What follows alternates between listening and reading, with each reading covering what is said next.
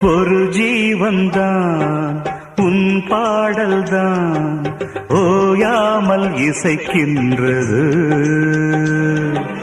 இரு கண்ணிலும் உன் ஞாபகம் உறங்காமல் இருக்கின்றது. பாசங்களும் பந்தங்களும் பிரித்தாலும் பிரியாதது.